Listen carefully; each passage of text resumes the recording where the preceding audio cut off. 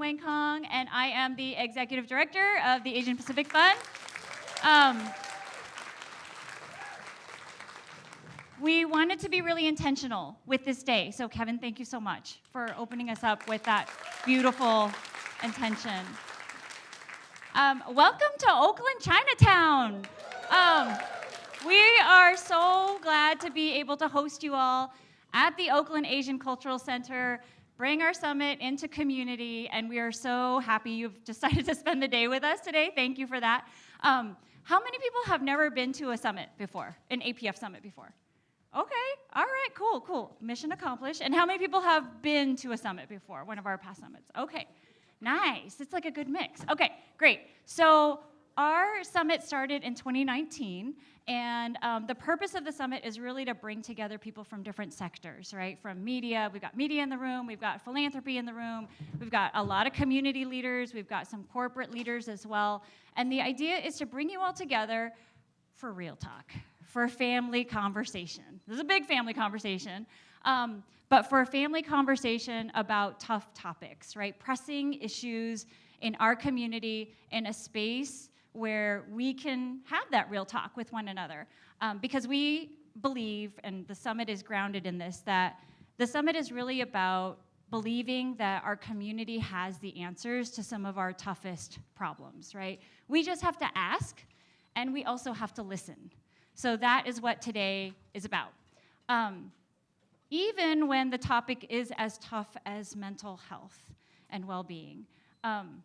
Most of you know, or many of you know, I'm a health person, but a couple weeks ago I had like a freak out moment because I was like, okay, we are a community foundation. What the heck are we doing hosting a whole day conference on mental health, which is like probably one of the most complicated topics you can tackle at this moment.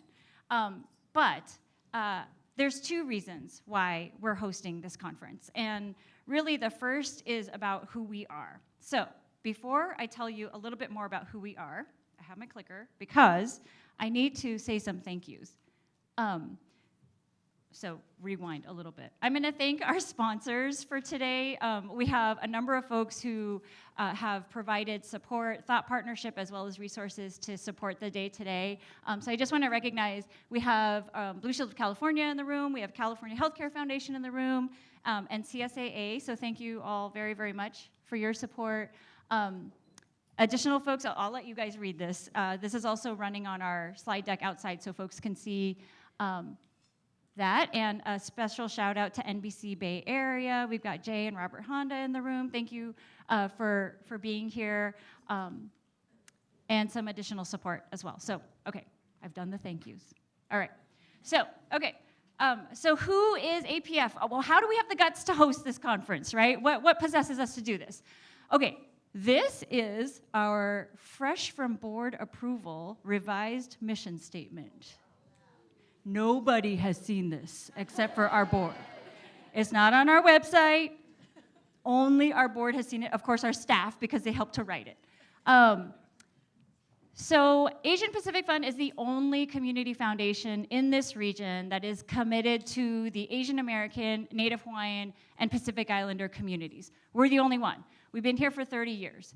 We exist as that community foundation in a region where fully 1/3 of the population identifies as Asian alone. That doesn't exist in other parts of the country. That's unique to here. So I figure if we're gonna have a conversation about mental health, we can do it here, especially Asian American mental health. We can do it here. The other big reason why we're focusing on mental health today is because, we're a community foundation. We don't just raise money and give grants. We actually work with a network of 90 different affiliate nonprofits. If you're from one of our affiliate nonprofits, do you mind raising your hand? We have, I know there's more of you out there. So yes, thank you for being here.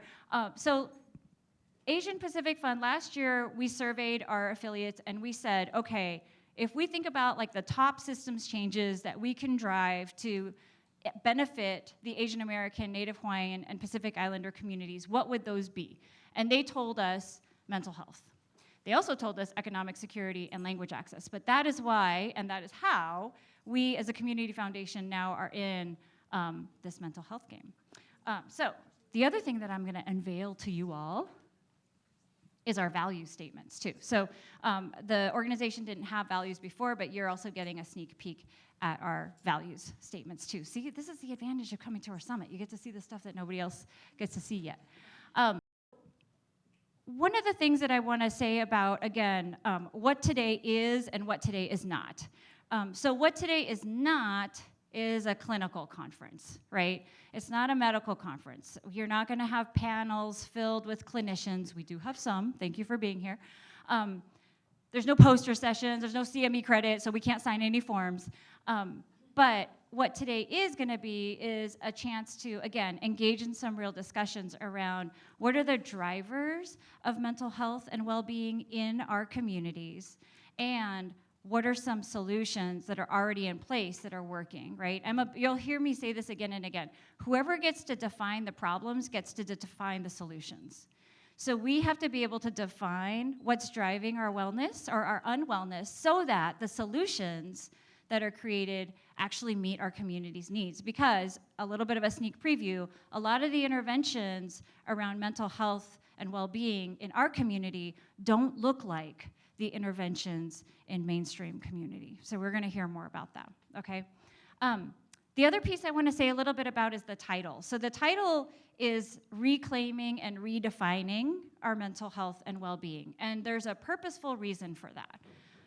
Because, and I'm gonna click, but for a community that actually doesn't have a whole lot of quality data about us, there's a lot being said about our mental health and about us, right? So some of the stats here, right? Only 16% of Asian Americans reported any mental illness compared to 24% of white adults. There are, not, maybe Asian Americans don't have mental health issues. AANHPI adults are 3 times less likely to seek mental health services than white counterparts. Again, maybe they just don't need services. Maybe it's not an issue, right? And then lastly, only 25% of AANHPIs reported receiving mental health services compared to 52% white adults. So all of these stats kind of come together to point to they either don't need services, there are no issues, or stigma, right? People have heard this. We talk about stigma a lot. On the flip side of these stats, though, we also know there are statistics like when the research is done by community, by Pacific Islander researchers, for example, there was some work that Natalie Asun from RAMS did that said, actually almost half of the Pacific Islander community post-pandemic is experiencing moderate or severe psychological distress. Half, right? Compared to this 16% number, it's a very different story. We also know that for our youth, and we're gonna have a youth panel later today, according to CDC data, right, intentional self-harm continues to be the leading cause of death for our youth between 15 and 24 years old in California. You can look at that data nationally too, but it's true in California as well.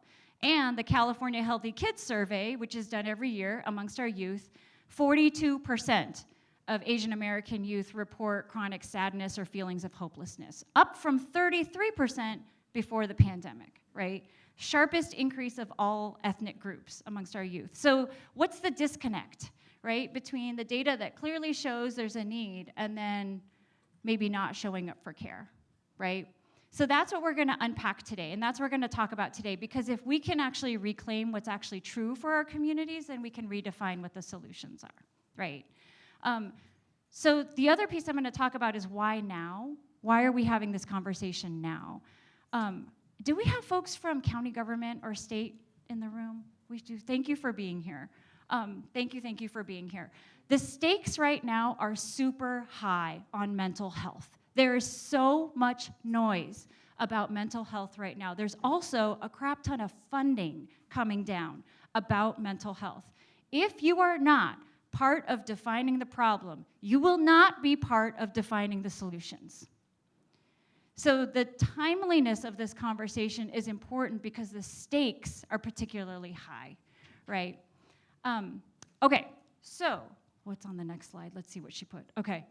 All right. I'm gonna talk through really quickly the structure for today. Okay, so we're gonna start off with a little bit of levity. We're gonna start off with Christina Wang, who I'm going to introduce shortly. She's gonna do some storytelling with us because I think it's always important to start with story. And then we're gonna have a few different panels. We're gonna have a first panel that will be about exploring the drivers of unwellness and really naming things like intergenerational trauma, racism, the model minority myth, right? And really kind of unpacking those. That part might be hard, but there is strength in naming those things. And then we're gonna do a panel around innovative solutions. So we'll have community leaders on stage sharing about this question of what's effective in our community, what does effectiveness look like when we talk about mental health in our community, and then we're gonna have a sneak peek into the future and hear from our youth. So we have a youth panel to bring us home at the end of the day to really talk about what are their, how do they define mental wellness, and what are their expectations around it, and how do we need to set them up well for the future.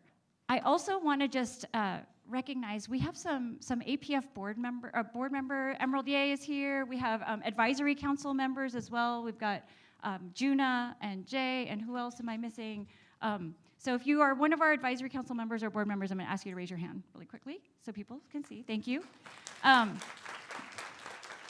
Okay, so that's everything that I had to run through with you all. Thank you so much for being here.